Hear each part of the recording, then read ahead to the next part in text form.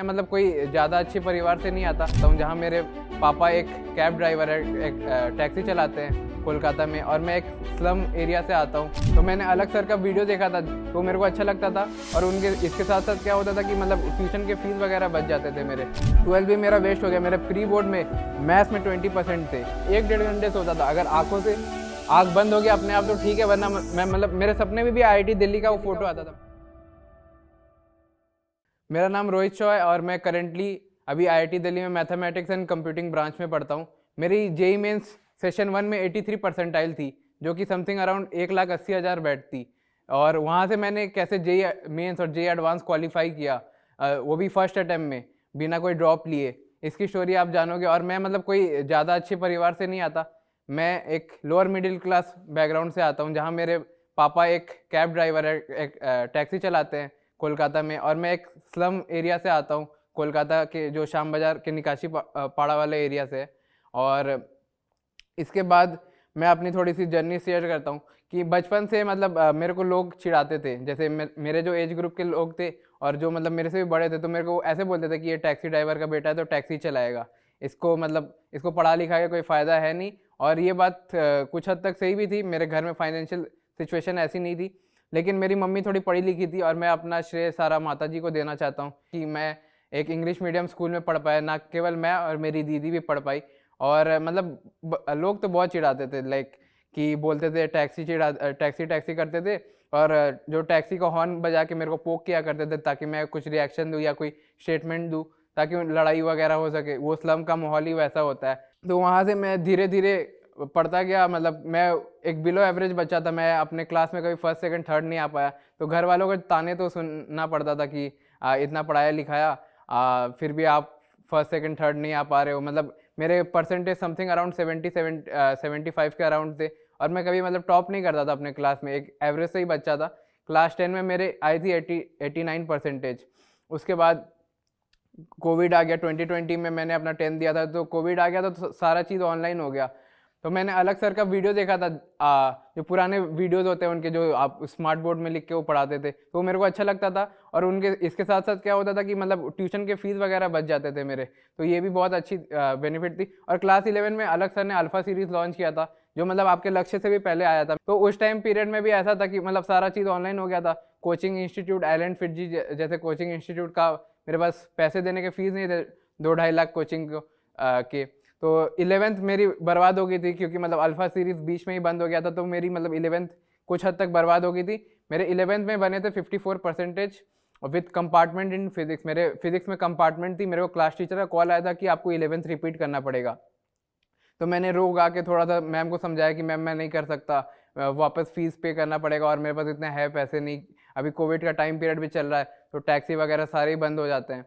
और उस टाइम मैंने सोचा कि अब से तैयारी स्टार्ट करनी है। तो 12 में लक्ष्य, जो सबसे पहला लक्ष्य आया था सर का, उस बैच का स्टूडेंट था मैंने अपनी प्रिपरेशन की। लेकिन मेरे साथ एक प्रॉब्लम थी कि मैं बहुत ज़्यादा डिस्ट्रैक्टेड बच्चा था। जो मतलब ऑनलाइन पढ़ रहा है ना, तो बहुत ज़्यादा डिस्ट्रैक्शन होता है कि मतलब एक पढ़ाई में 2-2 घंटे के लेक्चर हम देख नहीं पाते।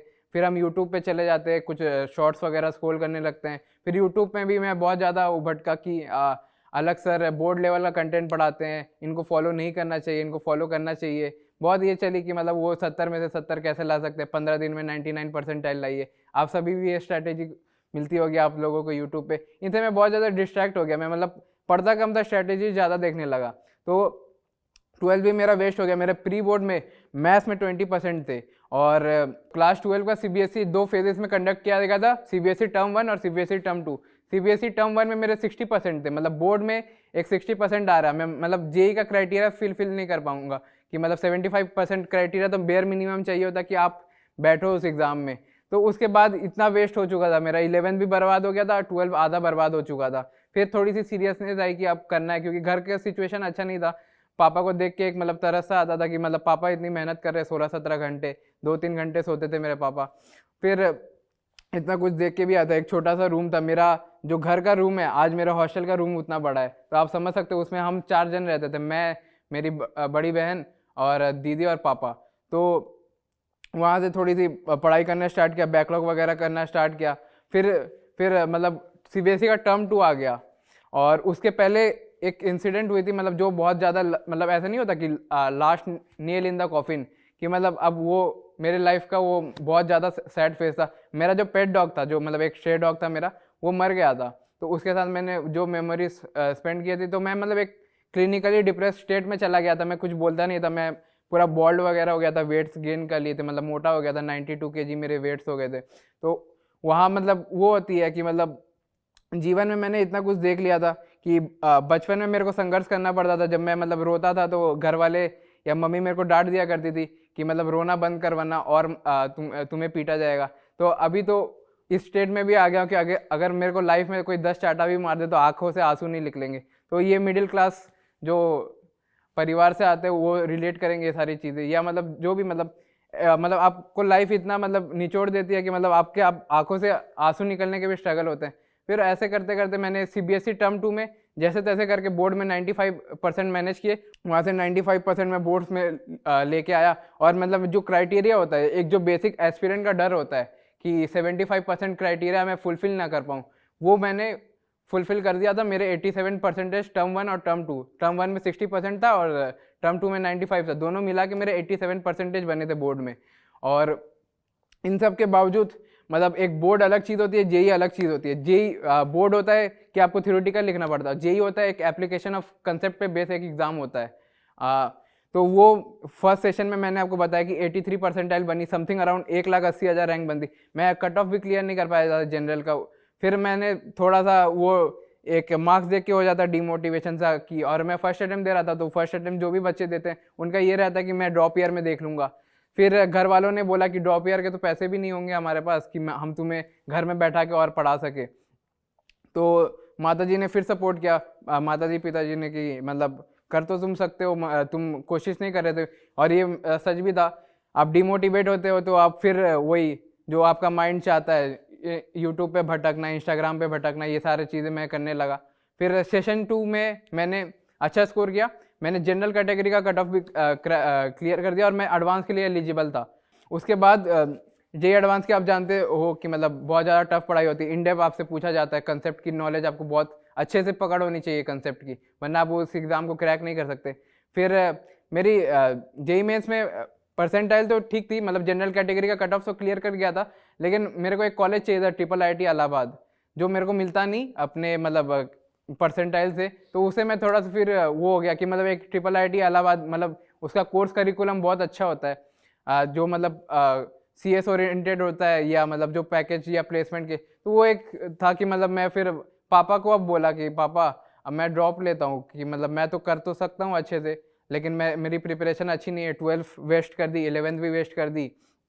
तो पापा ने मेरे को डांट दिया, मतलब पैसे दिए हैं कैसे नहीं करोगे, एग्ज़ाम का फॉर्म फिल कर दिया, लाइफ में तुम रोते ही रहे हो, बचपन से तुम्हारे पे लाखों लाखों पैसे बर्बाद कर दिए, तुमने क्या दिया, कभी क्लास में तुम फर्स्ट सेकंड थर्ड नहीं आए, ताकि मतलब हम मतलब गौरवान्वित महसूस कर सके, कि मतलब हम प्राउड हो सके कि ये मेरा लड़का है।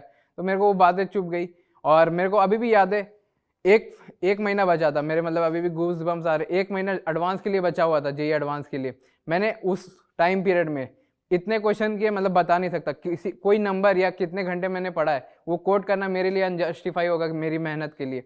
तो मैं लास्ट में ये कंक्लूड करना चाहूँगा कि आप लोग लगभग 90% या 99% बच्चे मिडिल क्लास बैकग्राउंड से आते हैं। और मिडिल क्लास बैकग्राउंड का सपना क्या होता है कि मतलब उनके सपने बहुत बड़े होते हैं, और जो जिनके सपने बहुत बड़े होते हैं, मतलब आपको अपने सपने के लिए सैक्रिफाइस करना पड़ेगा। मैंने अपनी मतलब जो लास्ट की 1-1.5 महीने की प्रिपरेशन थी, उसमें मैं सोना बंद कर दिया था। मैं 1-1.5 घंटे सोता था। अगर आंखों से आंख बंद हो गया अपने आप तो ठीक है, वरना मैं मतलब मेरे सपने में भी IIT दिल्ली का वो फोटो आता था, मेन बिल्डिंग आता था, मैं एडिट्स वगैरह देखा करता था। तो मिडिल क्लास, अगर आप अपने सपनों के लिए सैक्रिफाइस नहीं करोगे तो आपका सपना ही होगा जो सैक्रिफाइस बन जाएगा आपके लिए। और मतलब जो भी मैं जियोपॉलिटिक्स भी देखता था, तो उसमें एक कोट है हेनरी किसिंजर की, जो मतलब रिचर्ड निक्सन के टाइम में सेक्रेटरी ऑफ स्टेट हुआ करते थे। उनका एक कोट है कि मतलब जो मतलब अगर आपके साथ आपके लाइफ में कोई छोड़ के भी चला गया ना, आपका दोस्त यार या कोई भी, मतलब कुछ भी हो सकता है, कोई भी छोड़ के चला गया, तो आप ये बात समझिए कि मतलब there are no permanent friends और no permanent enemies, only permanent interest. मतलब लोग आपसे तभी बात करेंगे जब आपकी मतलब की बात होगी, वरना दोस्त लास्ट मोमेंट में जब आप बहुत कुछ हो जाता है ना, तो दोस्त यार भी लास्ट में छोड़ के चले जाते हैं कि इससे क्या ही बात करना, आप अकेले पड़े रहते हो, रोते रहते हो।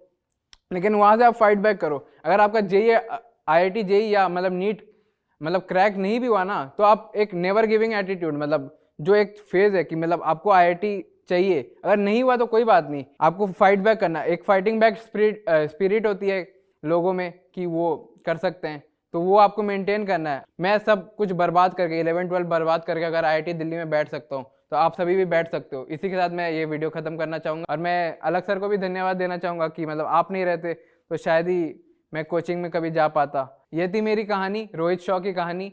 आज अगर फ्यूचर में आपकी भी कहानी, आप भी इधर आ सकते हो, आप भी बहुत लोगों को इंस्पायर कर सकते हो अपनी स्टोरी से।